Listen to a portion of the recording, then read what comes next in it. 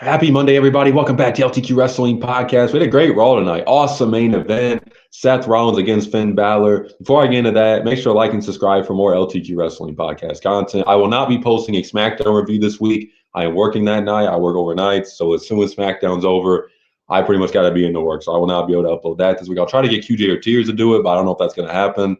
We'll have to see. So if you're looking forward to that, it might not happen this week. I apologize. Usually I don't work on Fridays, but this week they changed my schedule. So Seth Rollins against Finn Balor. Awesome main event. These two always put on a great match. Unfortunately, I'll be honest, for me, it's really hard to take Finn Balor seriously at this point. He just takes way too many losses. And I already knew he was going to lose this match. He's not beating Seth Rollins. Judgment Day took a lot of L's. And this new Judgment Day group, I just can't take him serious. I've said it before. Without Rhea and Damian Priest in that group, I just can't really get behind it. I don't know what it is. They don't really lack, or they don't really, they lack like somebody you can really take seriously, because besides Liv, everybody else is just kind of, I guess you could say, losers in the group. I mean, they all lose. They don't do anything really relevant. So Finn takes another L. He hit a pedigree in this match, which I'm not a fan of everybody kicking out of the pedigree. I still think that's annoying, but we see it all over the world where, wrestlers are kicking out of the pedigree and the tombstone. It's always going to be a pet peeve of mine to see that, because it used to be the move Triple H used to beat so many people with. You got guys kind of just pulling the move out just randomly during a match, and it ain't even really I don't know. I'm not a fan of it. But Finn did a pedigree, Rollins did a pedigree, and they go back and forth about a 20-minute match. They did some great spots. Rollins targeted the leg for a while, did some like hook to the leg, and Finn sold it perfectly. And the match ends up ending. Coup de grace gets hit, kick out. Finn goes for something else, gets hit with the curve stomp, 1, 2, 3. So Seth Rollins is in the Elimination Chamber match. Stacked Elimination Chamber match. I mean, you talk about some big names you guys see on the thumbnail, and I do think Cena's the favorite, but it would not surprise me if he don't win. And I know a lot of fans would be irritated by that, but listen, sometimes, you can't go with the obvious. I'm okay with Cena getting an opportunity at the title at SummerSlam. Like, a lot of fans seem to act like Cena's done after WrestleMania. It's going to be his last WrestleMania. He's going to retire, throw in the towel. Like, he's around for the rest of 2025. He doesn't have to be in a world title match at WrestleMania. That ain't what has to happen. I've told a lot of my friends this. They're like, oh, Cena has to be in the main event. He has to face Cody. I mean, he doesn't have to. I mean, you could always have Cody face somebody else, Cena face another opponent, and he wins the title at SummerSlam, which not as big of an event at WrestleMania, but SummerSlam still, you could argue, is the second or third biggest premium live event they have. So we'll see what they do with that. I could see Punk winning. Really, him and Cena are the only two logical people I see winning this match. Rollins probably going to end up facing Reigns. Priest, no. Logan Paul, no. Drew, nah. I mean, I don't know. I still think they're probably going to do Drew and Priest, but I've heard they're changing up plans for Drew. We'll see what that means. But excellent main event between these two. These two never disappoint. I just wish Finn would get some wins here and there, because he has been on a losing streak. It has been rough. So Sami Zayn, I did a separate video on this. Make sure to go check it out on the channel. Sami Zayn kicks off the show. He's not happy. The fans are chanting Sammy. He says, I needed that. It's been a long last few weeks. He's been out with the kayfabe injury after taking the package pile driver. He says, KO and me, no two wrestlers have been as connected as me and KO throughout our careers when you go to the Ring of Honor days and their WWE days.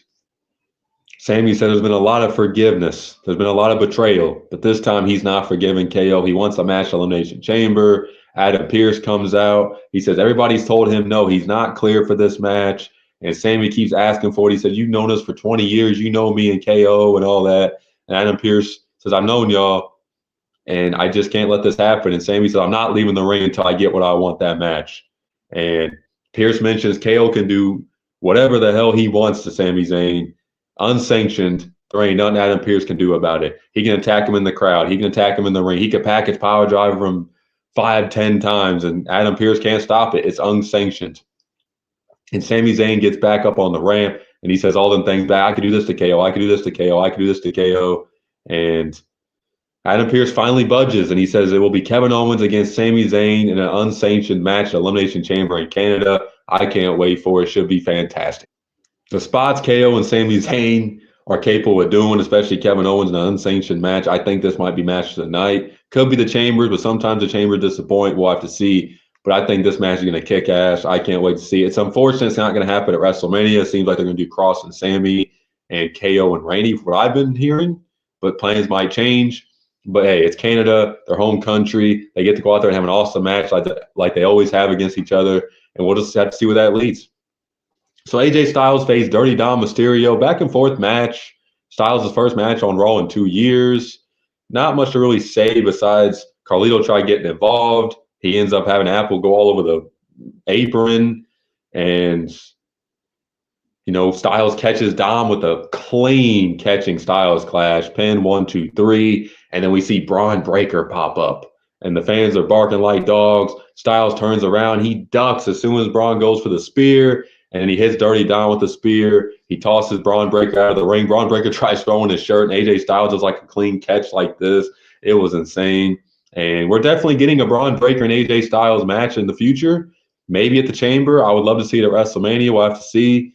But, man, that's going to be good. It's going to be good, in the words of Booker T.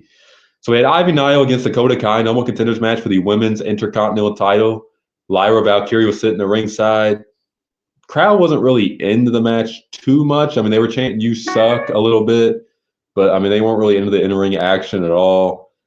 Really, the only thing to really say about it was there was a nasty stomp that Dakota Kai did to Ivy Nile, like on the apron, on the ropes. It just looked like she just laid her like head first. The ref had to check on her, and then Dakota Kai hit the GTK for the W, and she gets the win. So there will be a rematch between her and Lyra Valkyria next week on Raw for the women's intercontinental title. Can't wait to see that match. Gunther segment, man, this was good. He comes out. He's mocking Jey Uso's entrance. He's doing the yeet. He's roasting some of the fans. He said, I had to see what this is like to come through the crowd and be like Jey Uso. And he said a great line during this. He said, me performing in front of all you is like Shakespeare performing to a dog. And I was just laughing my ass off with that line because it's true. A lot of these fans don't really appreciate good wrestling. They're more about, the promo work or the catchphrases. Like a lot of fans who don't like wrestling are more in the story base, which I'm not hating on that at all. But a lot of fans who like that don't like Gunther. They think he's boring or whatever. But he's great in the ring. And, he says he will outclass Jay in every asset or facet of pro wrestling, which, I mean, I can't really disagree there. And he starts to ask Michael Cole and Pat McAfee what they think.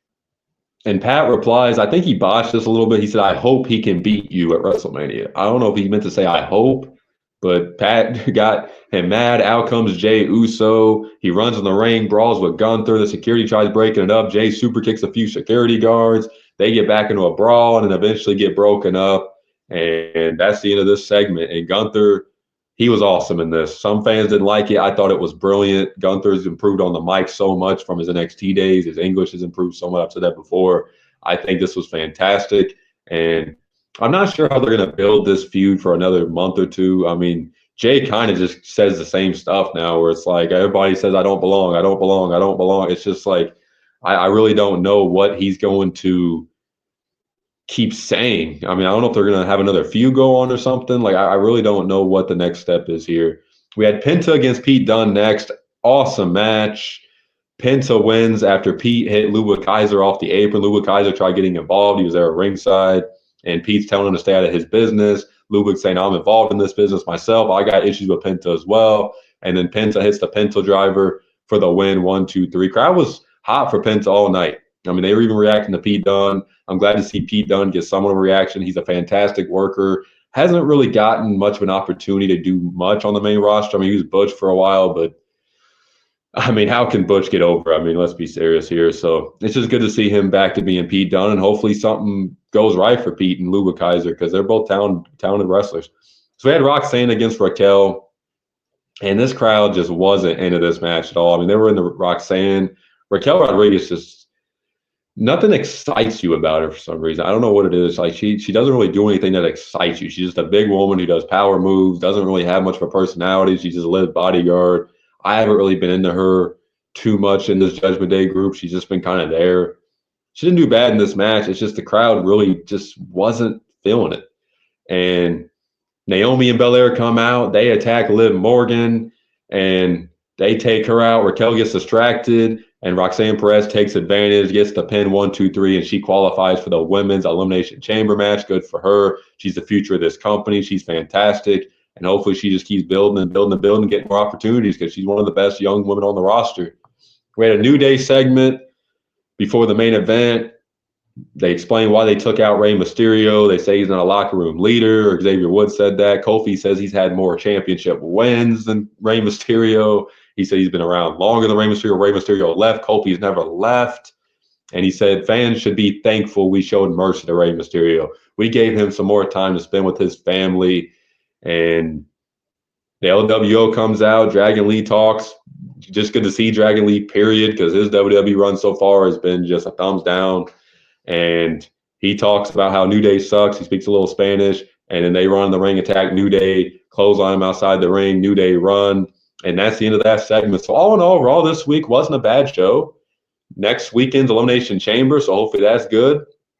And I thought, there wasn't really anything awful on this show. I mean, the crowd wasn't into a few things, but I didn't think anything was just like horrible or was just unwatchable. So if you guys didn't get a chance to watch this week's Raw, check out some of the highlights or go on Netflix and watch it. It was a pretty solid show. Hopefully you guys enjoyed my review of it. Make sure to like and subscribe for more wrestling podcast content. Peace.